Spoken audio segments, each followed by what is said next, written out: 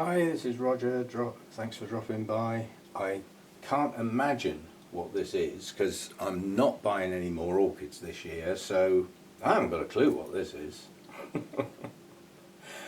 Sometimes you just see something and you think, ah, blow it, I'm having it. And it was one of those times. I didn't think I was going to be buying anything else this year. The problem now is that if you order online now in the EU, what sort of nighttime temperatures are you going to get? You know, take a bit of care. I took a little bit of a risk. We've had a hell of a cold snap. Don't want to see that. It's got my address on. And all you people queuing up at the door. Yeah, so you've got to watch your step. Nighttime temperatures, you know, delivery vans, all that sort of thing in sub-zero temperatures. I know some places actually use a heat pack when they pack orchids, but that's not the norm because obviously they cost money and they don't get them back. So it's not normal to do that sort of thing. It's more normal to just put the poor things out in the freezing cold, and then you've got a setback basically. In theory we should have some blooms, but you know, that was at the time the pictures went up. That doesn't mean to say they're still in bloom now. Now one of these is, a year ago I'd have said it was a big risk on the grounds that I've killed a lot, yeah? But with my recent success, I decided to take a risk and get another one. The whole game of growing orchids is a bit of a risk.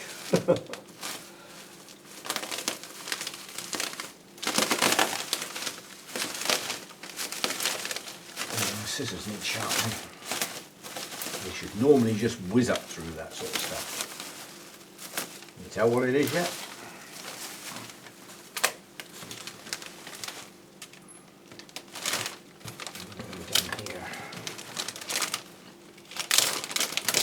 Just so the start point for this one is good. Enough of these that do not have good start points, and in my care this type of orchid without a good start point is doomed. I don't know how many I've got through. I think it's 4 I've lost, but the 2 I've got now are doing okay. So we have a zygo. So far so good. Plump bulbs. How many spikes have we got? There's actually 2 spikes on there. 2? Yeah, there's 3 spikes on there. Maybe there's still some buds in amongst this lot. Actually, I'll take that sellotapey bits off separately and come back because it's fiddly and I don't want to drop the plant basically. And the other one is just an intergeneric. Again, I'm a sucker for certain colours, and you can already probably see through the paper what colour this is. There are certain shape blooms, certain colours, I don't care what they're called, it's only a name, and I'm a sucker for them. And I saw the zygo and I thought, that doesn't look a bad plant, and to make the postage a bit better I thought, oh, let's see what else there is. And what else there was this. That is not what it seems.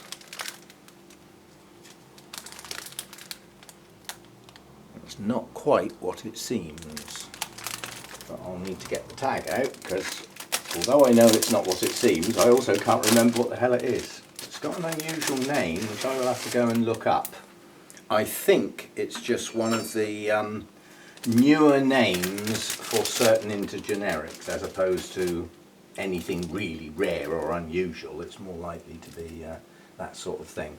Right, I'll get the sticky tape off and everything and come back when I've had a clear up. I'll be back.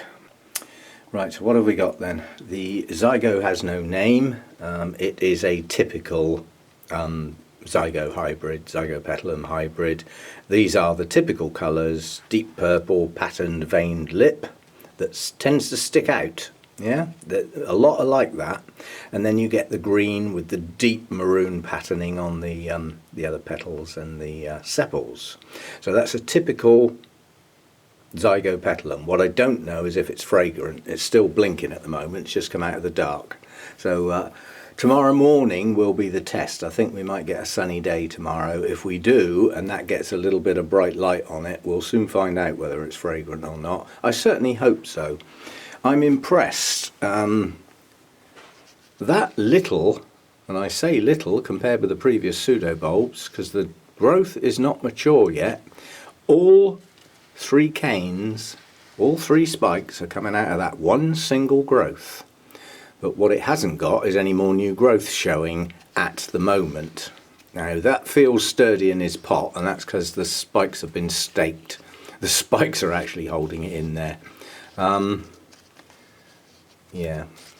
So I doubt if that will push a new growth until those spikes have gone over. And there's buds still to open on here, so they're relatively new spikes. That one there, all the blooms are open, but you can see by the size of that top bloom, it's only just opened. This spike here, again, that's just finished opening. And the other spike down here has still got some buds to come, one of which might be, oh no, I thought it was broken. But anyway, 3 spikes on a single growth. So hopefully I can keep that one going and do something similar with the next new growth or growths as yet to be seen. So that's just a no ID hybrid thing. Now this is unusual. I'm a sucker for the yellows, and I'm a sucker for any bloom shape that looks like an odontoglossum or has odontoglossum in it. Now this is a Hamiltonara,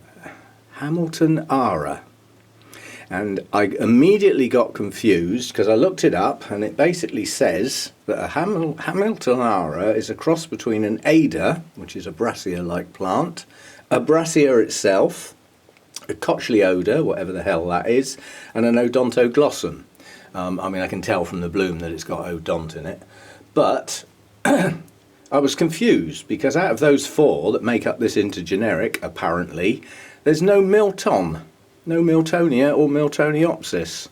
And it suddenly dawned on me that if you stick the HA and the Milton together, you get Hamilton. It's probably somebody's name. And then Ara on the end, because that's a traditional way to end an orchid name. But there are a couple lurking around if you Google that. But most of them have got red markings on, whereas this one's just a nice plain yellow with red veining in the lip. I'm quite happy with that. This is wobbling in its pot, so I don't think it's got what I would call a good root system holding it in there. The latest growth that's matured is the one that's bloomed, only on one side. I don't know what that is.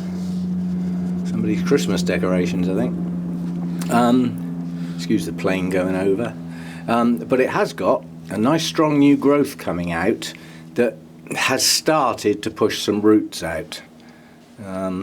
So there are some new roots, some of which are floating across the top and some have gone down in the media. So it's got some roots on part of the plant, but the plant itself is a bit wobbly, and I do believe, yeah, we've got 2 separate plants in here. That's naughty. Naughty in one way, but what's happened here is I would suggest this may well be a division. Yeah, that's the one that's bloomed. And then another part of the plant that hasn't bloomed yet has been put in the same pot.